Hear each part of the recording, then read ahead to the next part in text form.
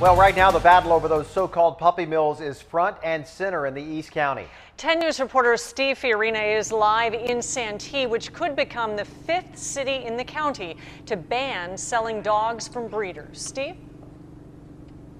Kim, activists have been setting up picket lines in front of pet stores occasionally. Tonight, bringing their efforts to argue with lawmakers here to the Santee City Council. A meeting just about to begin.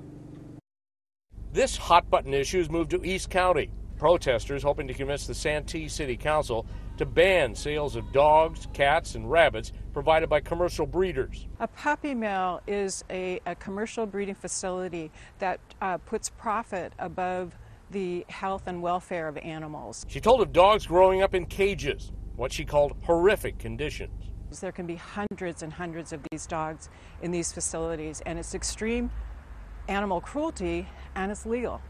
So that's why these ordinances at the local level have been so effective, and really the only effective way of fighting this problem. Activists have won ordinances in San Diego, Oceanside, San Marcos, and Encinitas. The co-owners of Pups and Pets agree there should be strict regulations. If there are bad breeders out there, they should shut them down. They should go and shut them down.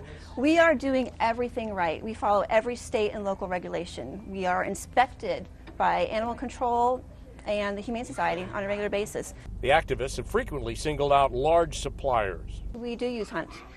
Absolutely. They're fantastic. We used to buy from local breeders years ago, and we had nothing but problems. She cited ear and hip problems, ringworms. When we started using the bigger brokers, Hunt and others, the puppies were coming in healthier. We stopped having those problems. The vet bills went down to zero. No final action will be taken tonight. The activists do hope, though, to get the ball rolling. We'll keep watching, let you know what happens at 11 tonight. Live in Santee, Steve Fiorina, 10 News.